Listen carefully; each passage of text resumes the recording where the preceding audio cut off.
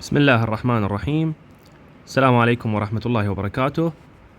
وياكم دكتور حيدر عبد الرضا MBCHB، خريج كلية طب النهرين من الأوائل على العراق.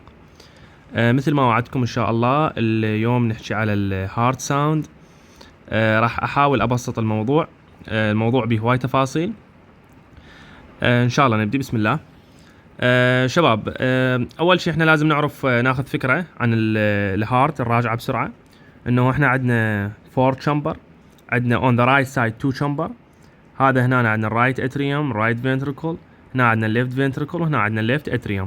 عندنا 4 valve اللي يفصل الرايت atrium من الرايت ventricle هو الترايكاسبيد valve. الرايت ventricle يطلع الدم لللنج عن طريق البولمونري artery. اللنج ترجع الدم عن طريق البولمونري فين للليفت اتريوم. الليفت اتريوم يعبر الدم للليفت فنتريكل عن طريق الميترال فالف،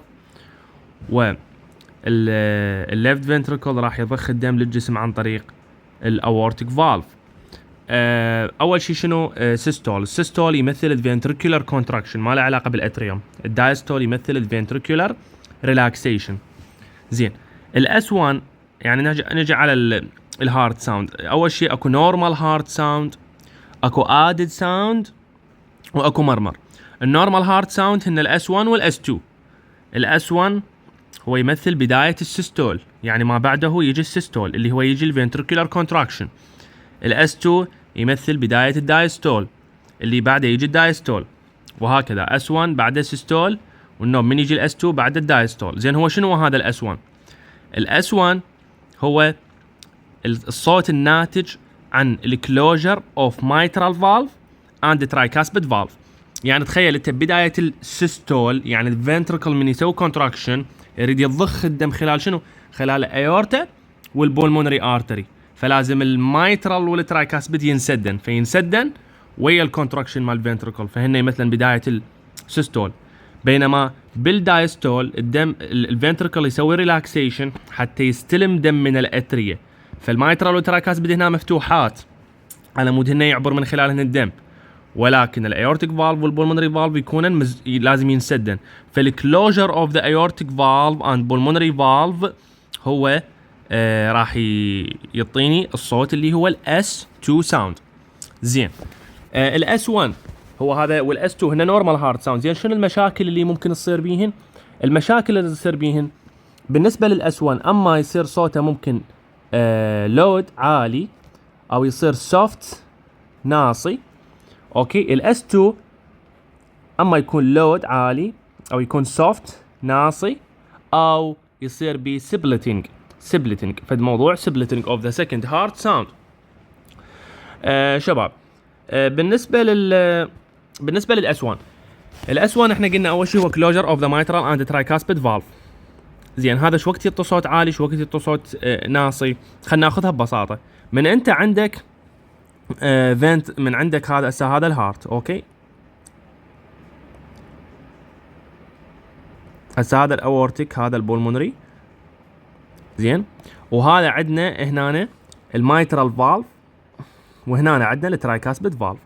اوكي، هذني المايترال فالف والترايكاسبيد فالف من ينفتحن هيك لي جوا.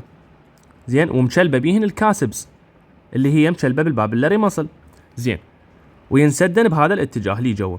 زين، فهذا الفالف من يكون الفنتريكل متروس دم، الكاسبز راح تطفو فوقه فتقترب من بعضها، فمن ينسد الفالف ينتج صوت ناصي سوفت. بينما من يكون الفنتريكل بدم قليل، فهنا الكاسبز ما مطوفه، يعني هي مبتعده، فمن تنسد تعطي صوت عالي. هي هاي الفكره. او واحد يشبهها انه الغرفه الفارغه من يطبق الباب راح تطلع صوت عالي، بس الغرفه اللي بيها غراضه هوايه من يسدها ما تطلع صوت مثل ما هي فارغه. تمام. زين، شنو هو اللي يخلي لي الفنتريكل الدم مالته شنو قليل بحيث يصير الاس 1 لود؟ اول شيء من عندك مايترال ستينوسيس، من يكون اكو تضيق بهذا الفالف، او ترايكاسبيد ستينوسيس، تضيق بالفالف اللي هو على الصفحه اليمنى. من يكون تضيق هنا الدم اللي راح ينزل من الليفت اتريوم للليفت فنتركل راح يكون قليل بالمايترال ستينوسز اللي هو تضيق، والدم اللي ينزل منه ايضا راح يكون قليل اذا كان اكو ترايكاسبيد ستينوسز. فبما انه الدم اللي نزل قليل اذا الاس 1 هنا راح يكون لود. اذا اول سبب لللود اس 1 هو المايترال اند ترايكاسبيد ستينوسز. اوكي زين. بعد ثاني سبب شنو هو؟ تخيل واحد يصير عنده تاكيكارديا، الهارت ريت يصعد مالته يصير 150 160، هنا الفتره مال التايم اوف ذا دايستول راح يقصر. يعني من يصير الهارت ريت كلش عالي الدايستول راح شنو يبدي يقصر. فمن يقصر يعني كميه، يعني الوقت لدخول الدم للفنتركل راح يكون اقل، فيدخل دم للفنتركل اقل. فمن يدخل اقل يعني الفنتركل بيدم اقل، الكاسبز ماكو شيء يخليها تطوف وتقترب من بعضها فراح تنتج صوت عالي. اذا الاس 1 also load ان tachycardia. اوكي زين. لعد هسه الاس 1 شو وقت يكون سوفت؟ الاس 1 يكون سوفت ناصي من الفنتركل يكون مملي دم، الفنتركل يكون مملي دم. زين شو وقت هذا الفنتركل سواء كان ليفت فنتركل او رايت فنتركل، شو وقت هذا الفنتركل يكون مملي دم بيدم هواي؟ من يكون عندنا فالفولار ريجيرج، الفنتركل يصير بيدم هوايه من الفالفات ترجع، يعني ما بيها ستينوسز، لا بالعكس بيها ريجيرج، يعني اثناء ما هي المفروض تكون مسدوده هي جاي ترجع دم على الفنتركل. فالفالفولار ريجيرج يخلي لي الاس 1 سوفت، مثلا مايترال ريجيرج اوكي نلقى بيه سوفت اس 1، الترايكاسبيد ريجيرج وهكذا. بعد شو وقت يكون ايضا الاس 1 سوفت؟ من واحد يكون عنده براديكارديا، يعني عكس التاكيكارديا. البراديكارديا فتره الدايستول راح تطول، فتره الفلينج مال الفنتركل تطول اكثر، فالفنتركل ينملي اكثر فيصير سوفت اس 1. فبالبراديكارديا ايضا يكون الاس 1 سوفت. بعد بالفنتريكولار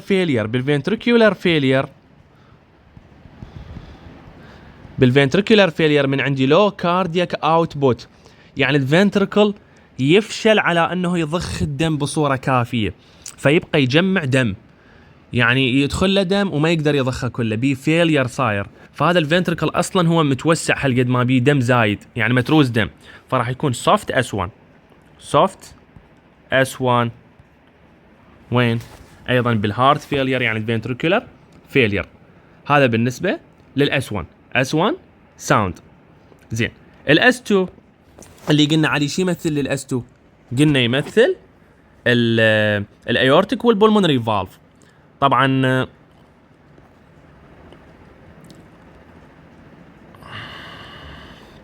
هسه هذا هنا أنا عندي هذا الايورتيك فالف وهذا البولمونري فالف. زين هنا أنا عندنا الترايكاسبيد وهنا أنا عندنا المايترال فالف. زين هنا أنا عندي الايورتيك فالف والبولمونري فالف اتجاه الكاسبز مالتهن يكون لي فوق، يعني من يكون الضغط هذا الايورتا، من يكون الضغط داخل الايورتا عالي راح ينسدن بقوه، ومن يكون الضغط داخل البولمونري ارتري عالي راح ايضا تصير سدتهن بقوه. يعني تخيل ضغط عالي وضغط خفيف، يا اللي يسد الفالف اقوى؟ اكيد اللي يسد الفالف اقوى هو الضغط العالي. فالاس 2 يكون لود بالسيستميك هايبرتنشن اللي هو شنو؟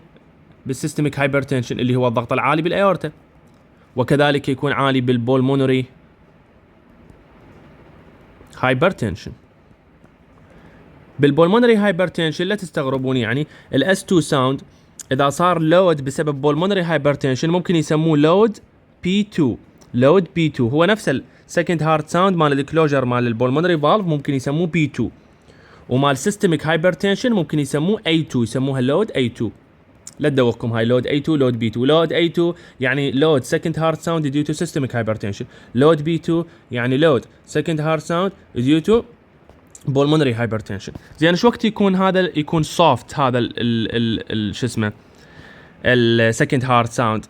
حفظوها ببساطة، الايورتيك والبولمونري ستينوسيس والريجيرج. يعني الستينوسز والريجيرج بالايورتيك والبولمونري فالف يسوون muffled او soft S2، بينما systemic hypertension pulmonary hypertension يسوون load S2. اوكي هسه هذا ال S2 حكينا regarding اللود and regarding السوفت. انت افتهمها، تخيل الكاسبس مال فالف مال الايورتا هي صاير شكلها لي فوق، يعني هيك صاعده، هاي اشوفها صايره لي فوق، فحتى تنسد لازم الايورتيك بريشر هو اللي يسدها. فمن يسدها الاورتيك بريشر اذا كان عالي راح يسدها بقوه، يطبق الباب بقوه. اوكي وكذلك البولمونري فالف. زين هسه نجي على السبليتنج اوف ذا سكند هارت ساوند. احنا نورمالي هن عاده احنا نقول الايورتيك فالف والبولمونري فالف ينسدن سوا بدايه الدايستول، قلنا ينسدن سوا وبس. هو بالحقيقه الايورتيك فالف ينسد قبل البولمونري فالف بشويه. يعني بالحقيقه انا عندي هذا الفيرست هارت ساوند، هذا الاس 1، بس الاس 2 اللي احنا هيك نسوي هو بالحقيقه 2 كومبوننت. هذا الاي 2 هو هاي الاس 2 هسه، هذا الاي 2 اللي يمثل مال ايورتيك فالف كلوجر، ورا يجي البي 2 اللي هو مال البولمونري فالف كلوجر. زين هسه هذا هو النورمال سبليتنج. اثناء الانسبيريشن احنا نقدر نسمع السبليتنج اوف ذا سكند هارت ساوند. ليش اثناء الانسبيريشن؟ لان من واحد ياخذ نفس، تعرفون الانتراثوراسيك بريشر از نيجاتيف، فيزداد النيجاتيف انتراثوراسيك بريشر اثناء الانسبيريشن، فالثوركس راح يسحب دم، راح يزود الفينس ريتيرن للهارت. فمن يزداد الفينس ريتيرن من خلال السوبيريور فينا كيفا والانفيريور فينا كيفا، يزداد الفينس ريتيرن للهارت، الرايت فنتركل راح يوصله دم اكثر. زين فالرايت فنتركل من راح يوصله دم اكثر يحتاج وقت اكثر يلا يضخه خلال البولمونري فالف، فبالتالي البولمونري فالف راح تتاخر السده مالته. يعني شلون راح يصير الشكل؟ راح يصير هيك الشكل، هذا S1، هذا الاي 2 نسد بوقته، ولكن البولمونري فالف تاخر لان دخل له دم اكثر اثناء الانسبيريشن ديو تو فينس ريتيرن.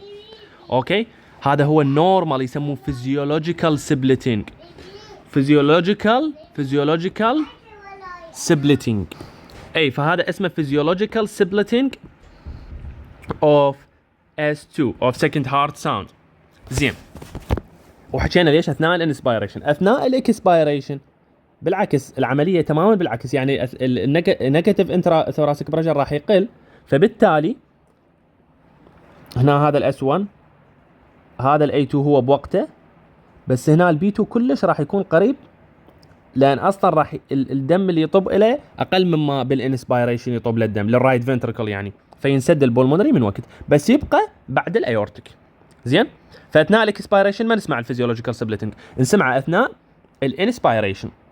زين شنو الباثولوجيز اللي تصير تخليني اسمع سبليتنج اوف ذا سكند هارت ساوند اللي ما له علاقه بالانسبيريشن؟ يعني اسمعه بالانسبيريشن وبالاكسبيريشن.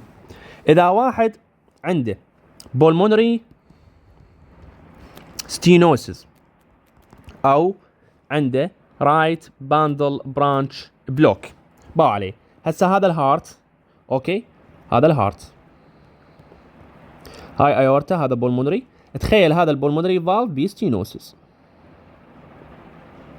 هذا البولمونري فالف، هذا الدم حتى يطلع من عنده راح يحتاج وقت اكثر، وبما انه الدم يحتاج وقت اكثر يلا يطلع، فالبولمونري فالف كلوجر راح يتاخر، لان هو البولمونري فالف ما ينسد لحد ما تطلع الكميه اللي المفروض تطلع من الفنتركل، فهذا بالبولمونري ستينوسيس راح يتاخر البولمونري فالف يلا ينسد.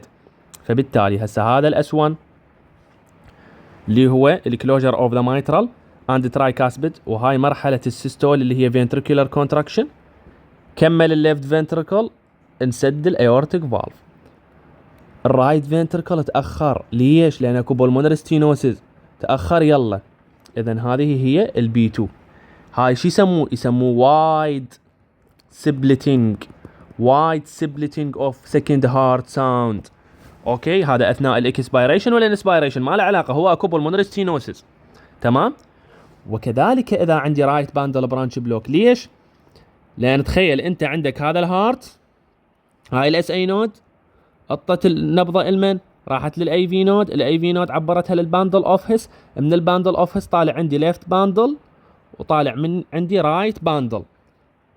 الرايت باندل تغذي الرايت فنتركل تعطيه يعني ديبولاريزيشن ويصير بي كونتراكشن، الليفت باندل تعطي ديبولاريزيشن للليفت فنتركل ويصير بي كونتراكشن. تخيل هاي بيها بلوك، اذا هاي بيها بلوك ما راح يصير ديبولاريزيشن بالرايت باندل، فالفنتركل فالليفت اتريام يصير بي ديبولاريزيشن ويصير بي كونتراكشن، والايورتيك فالف ينسد ويطلع الاي 2، وهذا بعده هذا منين راح تجي كهربائيه؟ راح تجي كهربائيه من الليفت فنتركل تعبر له وتسوي له كونتراكشن، فعمليه متاخره. فالبولمونري فالف ايضا يتاخر بالانسداد مالته بالرايت باندل برانش بلوك. اوكي، فهسه هذا الاس 1 يصير هي شيء، هذا الاي 2، وايضا هذا راح يتاخر البي 2 ساوند. اوكي، فيصير splitting of the second heart sound. So wide splitting of second heart sound occur in the pulmonary stenosis and in right bundle branch block.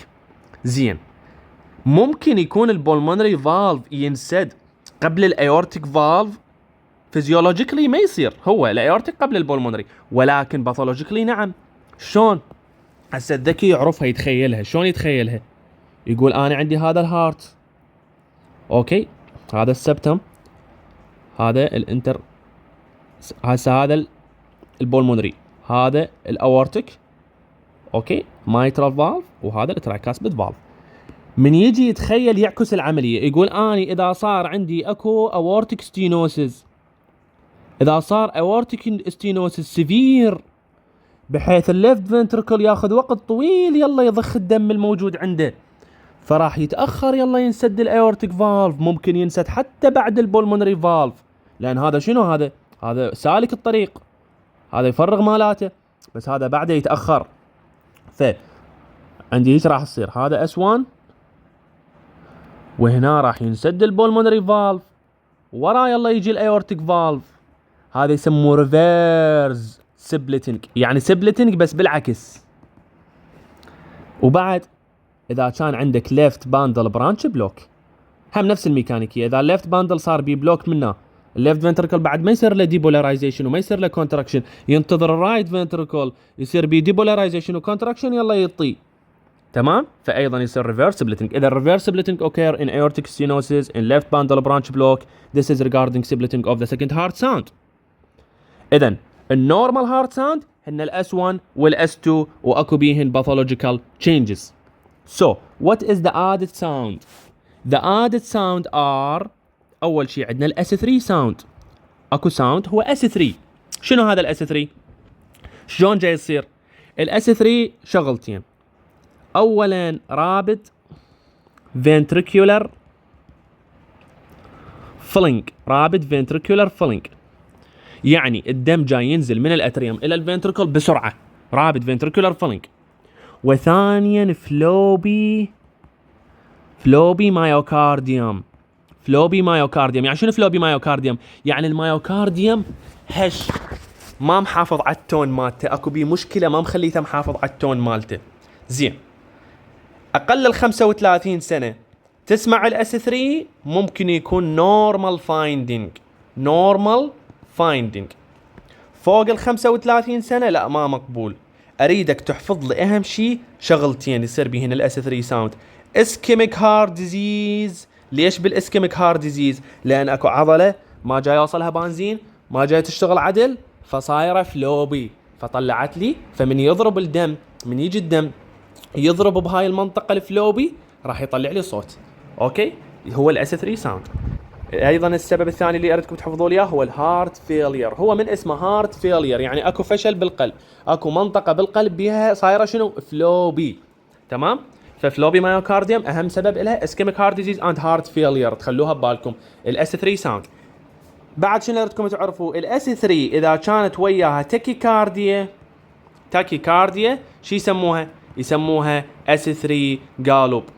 اس 3 قالب مهمه هاي الاس 3 قالب من تسمعها highly suggestive of heart failure and ischemic heart disease. يعني تقريبا من يحطون اس 3 قالب بكيس هم يقصدون هارت فيلير او اسكيميك هارت ديزيز. هارت فيلير غالبا، خاصة اذا قال لك اس 3 قالوب والبيشنت عنده كراكلز.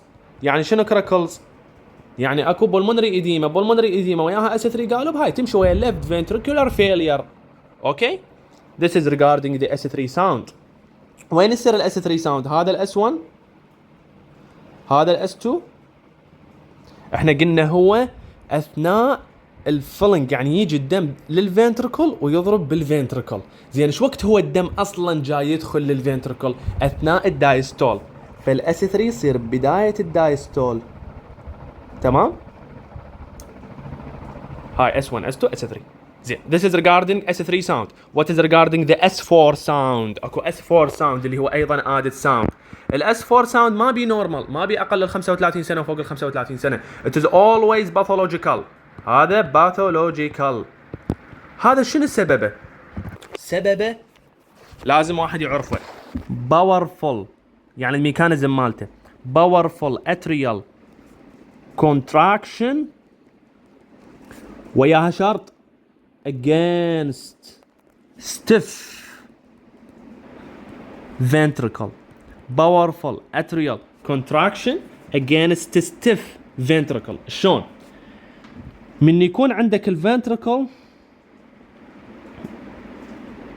هذا الايورتا، هذا المايترال، هذا الترايكاسبيد، هذا البولمونري، اوكي، وهاي عندنا الاتريوم. زين من يكون عندك الفنتركل هذا ستيف، ايش وقت يكون هذا الفنتركل ستيف؟ سواء الليفت او الرايت، ايش وقت يكون ستيف؟ يكون ستيف اذا كان بي هايبرتروفي، يعني صاير بي تضخم. هايبرتروفي سواء الليفت او الرايت، هايبرتروفي. زين هذا ايش وقت يصير بي تضخم؟ هايبرتروفي من يواجه صعوبه بضخ الدم، يواجه صعوبه بضخ الدم. زين الليفت فنتركل هذا ايش وقت يواجه صعوبه بضخ الدم؟ من يواجه مقاومه من الايورتيك فالف. اما الايورتيك فالف صاير بيه ستينوسيس او الايورتا بيها هايبرتنشن، سيستميك هايبرتنشن، فاذا ايورتيك ستينوسيس، سيستميك هايبرتنشن، او الايورتا صاير بيها انومالي تضيق يسموها كوركتيشن اوف ايورتا، هنا الفنتركل يصير كومبنساتوري ميكانيزم، يسوي هايبرتروفي، يضخم من نفسه حتى يسوي كونتراكشن اقوى، هذا يسموه ستيف فنتركل. زين الرايت اتريوم لعد هذا اللي عنده ثين وول، خو ما يبقى هيك يتفرج على الليفت فنتركل، ما يقدر يضخ دم للليفت فنتركل الا يعطي شنو؟ يعطي باورفul كونتراكشن، لان الليفت فنتركل ضغطه عالي صار. فالاتريوم راح يسوي باورفul كونتراكشن against هذا الستيف فنتركل اللي بيه هايبرتروفي بسبب ايورتيك ستينوسيس او بسبب سيستميك هايبرتنشن او بسبب كوركتيشن اوف ايورتا، راح ينتج الاس 4 ساوند. زين هذا بالنسبه للليفت فنتركل. زين الرايت فنتركل ايش وقت يصير بيه هايبرتروفي؟ بالبولمونري هايبرتنشن and pulmonary stenosis. pulmonary hypertension and pulmonary stenosis. So what is the differential diagnosis of S4 sound? Is aortic stenosis, systemic hypertension, coarctation of aorta, pulmonary hypertension, pulmonary stenosis. وبعد وحده خلوها همنا لازم hypertrophic cardiomyopathy. هذا هو عنده hypertrophy يعني يسموه obstructive cardiomyopathy. ان شاء الله تقروا بالكارديوميوباثي. هذا the differential diagnosis of the S4 sound. It is always pathological. فمن تسمع بكيس S4 sound تفكر انه وحده من ذني الاشياء موجوده بالهارت سويت له مشكله. تمام؟ This is regarding ال S4 sound اللي هو second added sound. بعد شو عندي added sound اللي اقل اهميه هو الاجكشن كليك. شنو الاجكشن كليك؟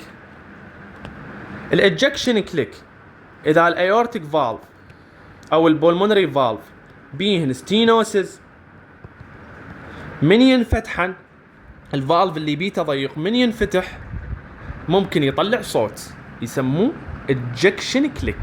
اجكشن كليك. تمام؟ زين هذا وين يكون؟ هذا الاس 1.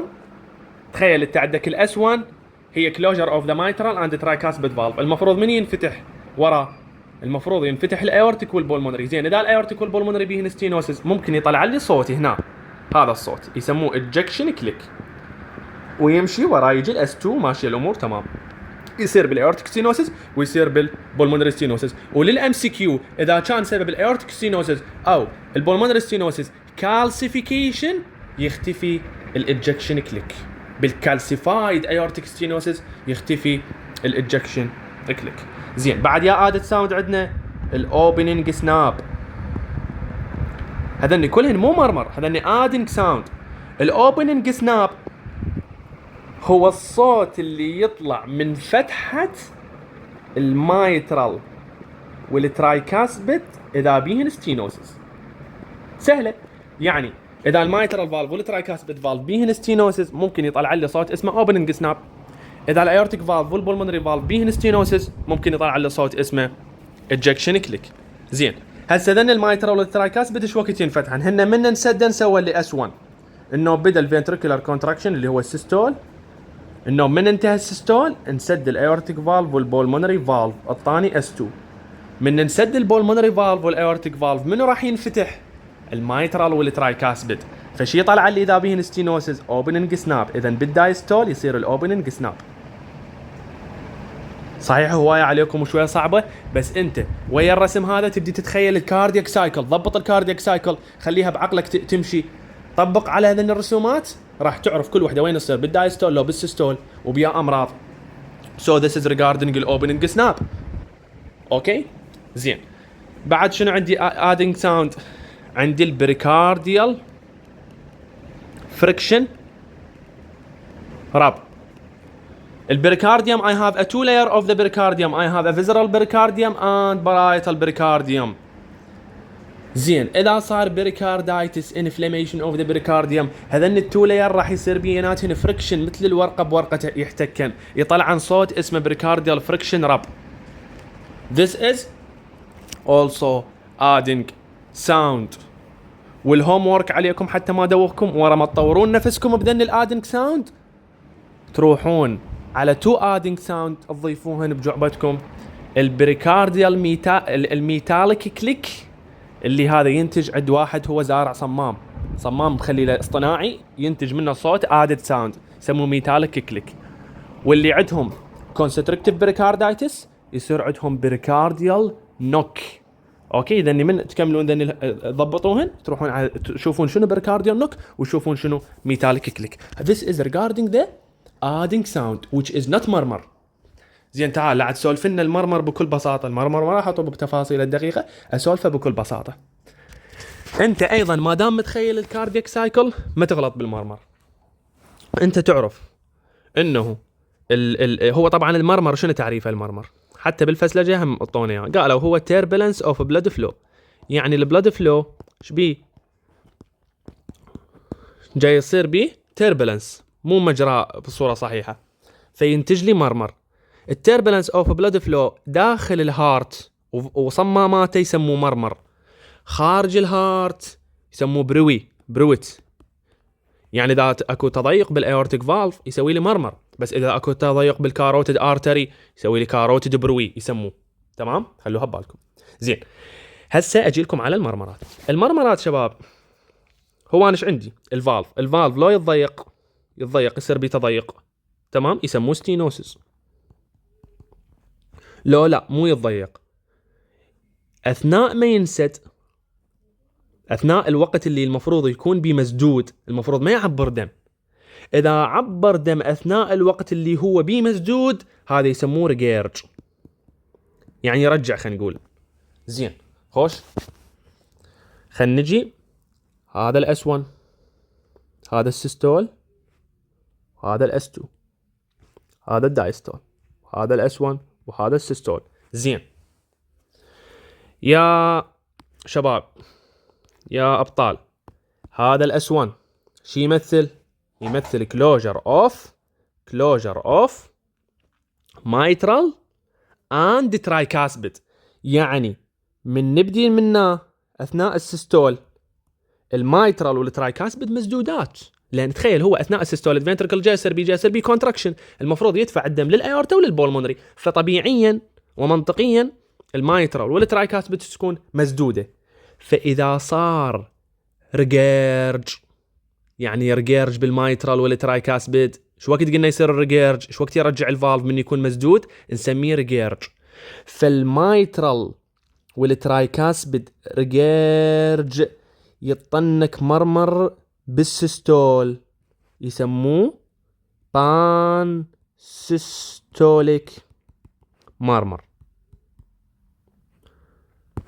احنا عندنا الديفرنشال دايجنوسيس اوف بان سيستوليك مرمر هن 3، هذن 2 وبعد واحد تضيفوا اللي هو الفي اس دي، الكونجنتال انومالي فينتريكولار سبتال ديفكت. اكثر سؤال ممكن يسال بيه الطالب بالكلينيكال اذا اراد ينسال المرمر هو البان سيستوليك مرمر، مايترال ريجيرج، ترايكاسبيد ريجيرج، في اس دي. وعرفنا ليش صار بان سيستوليك بالريجيرج. زين، هسه انت قلت لنا من الاس 1 انسد المايترال فالف والترايكاسبيد فالف، يا فالفات انفتح الايورتيك فالف والبولمونري فالف، لان هذا سيستول جاي يطلع دم من خلالهن. زين، اذا بيهن تضيق ستينوسز الايورتيك فالف والبولمونري فالف راح يسوي لي الصوت هنا، ايضا سيستوليك. اذا الايورتيك ستينوسز والبولمونري ستينوسز شو يسوون سيستوليك مرمر، سيستوليك مرمر. تمام. زين، خوش شوي نعيد. عندنا الاسوان انسد عندي منو؟ انسد عندي المايترال والترايكاسبيد، وانفتح عندي منو؟ الايورتيك والبولمونري. انا عندي قاعده، الستينوسز هو تضيق ينتج الصوت من يكون الفالف شنو؟ مفتوح. الريجيرج ينتج الصوت من يكون الفالف مسدود.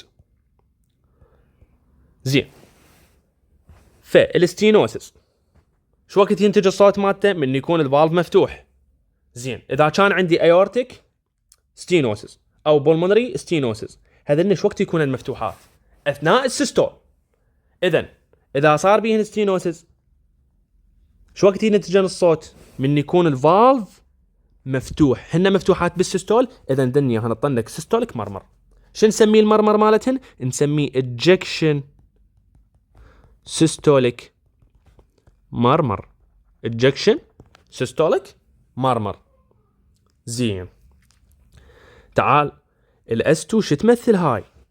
هاي الاس 2 تمثل انسداد الايورتيك فالف والبولمونري فالف، صح لو لا؟ لان هي بدايه الدايستول. زين، فبالتالي اذا صار عندي ايورتيك ريجيرج او بولمونري ريجيرج، انا ايش قلت؟ الريجيرج ايش وقت يطلع الصوت مالته؟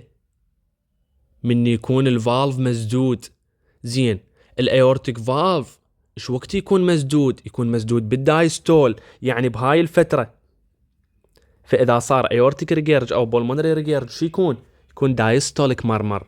دايستوليك مرمر شو يسموه ايرلي دايستوليك مرمر، لان اقوى شيء يكون ببدايه الدايستول، ايرلي دايستوليك مرمر. زين، هذا الاس 2 مو قلنا هو يمثل لي انسداد الايورتيك والبولمونري فالف؟ زين، يا فالفات تنفتح حتى يصير دايستول. هو الدايستول انه الاتريوم جاي يعبر الدم للفنتركل، فلازم المايترال والترايكاسبيد مفتوح. زين، اذا بيهن ستينوسز راح يطلع لي مرمر بهذا الدايستول، يعني المايترال ستينوسز والترايكاسبيد ستينوسز يسوون دايستوليك مرمر. شي يسموه ميد دايستوليك مرمر. طبعا اكو تفاصيل اكثر ما طبيت بيها، ليش ميد وليش ايرلي وهذا، هسه اهم شيء تفهموا لي ذني، ما مطلوبات منكم ذنيش. اوكي، اذا بالملخص واحد من نتخيل هيك الكاردياك سايكل، راح بعدين هو لا اراديا يعرف انه السيستوليك مرمر نوعين، اجكشن وبان. البان 3 يقول ام ار يعني مايتر ريجيرج، تي ار ترايكاسبيد ريجيرج، في اس دي فنتريكولار سبتال ديفكت. الاجكشن ايورتيك ستينوسيس، بولمونري ستينوسيس. الدايستوليك صدقوني ما مطلوب اكثر من هيك. الدايستوليك شنو؟ بي ايرلي دايستوليك وبي ميد. الايرلي ايورتيك ريجيرج بولمونري ريجيرج. الميد مايترال ستينوسيس ترايكاسبيد ستينوسيس. اوكي، هذن المرمرات اللي شرحتهن لكم كلهن يسموهن اورجانيك مرمر. يعني شنو اورجانيك مرمر؟ يعني صارت مشكله ستراكشرال، صار ستينوسيس فعلي، صار ريجيرج فعلي، وصار عندي المرمر. اذا كان المرمر مو بسبب يعني اورجانيك، مو سبب فعلي، يسموه فانكشنال مرمر. وراح اعطيكم الفانكشنال مرمر اللي هو شنو، اللي هو بس اللي يهمكم. الفانكشنال مرمر يعني مثل شنو؟ واحد، هذا الهارت، هذا الليفت فنتريكل. هسه نرسم لكم بس الليفت فنتريكل. هذا الليفت فنتريكل. الايورتيك فالف خلينا نفترض هنا طبيعي وكل شيء ما بي. بس هذا البيشنت ايش عنده؟ عنده انيميا، عنده فقر بالدم، فالتشو مالته ما جاي يوصلها اكسجين كافي، فالقلب ايش يتحسس انه هو يحتاج يعطي دم اكثر، فالليفت فنتريكل راح يدفع الدم بسرعه كبيره جدا. مرور الدم بسرعه كبيره جدا خلال الايورتيك فالف حتى لو نورمال راح يصير وكانه ستينوسيس.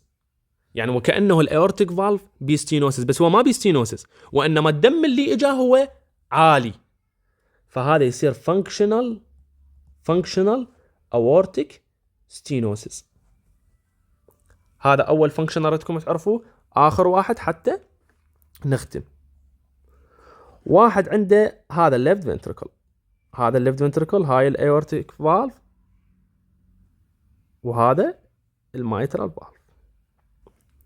تخيل هاي القاعده راح احكيها على الليفت فنتريكل تنطبق ايضا على الرايت فنتريكل. تخيل الليفت فنتريكل صار بي فيلير، صار بي دايليتيشن كلش قوي، صار هيك دايليتيشن بي هذا الايورتيك فالف، وهذا خطيه المايترال فالف انمط. ليش صار دايليتيشن؟ فانمط. من انمط هاي المطه مالته ايش صار بي؟ قام ما يقدر ينسد هذا الفالف. ليش؟ لان انسحب منه ومنه بسبب الدايليتيشن، فيصير بي ريجيرج. لان قلنا الفالف اثناء السده من يصير بي مشكله اثناء ما هو مسدود يعبر دم، هذا ريجيرج، فيسموه فانكشنال مايترال ريجيرج. يصير بالليفت فنتريكولار دايليتيشن. ومن نطبق القاعده على الرايت فنتريكل راح يصير فانكشنال ترايكاسبيد ريجيرج. هذا الحكي اذا ضبطتوا اموركم فوق السماء.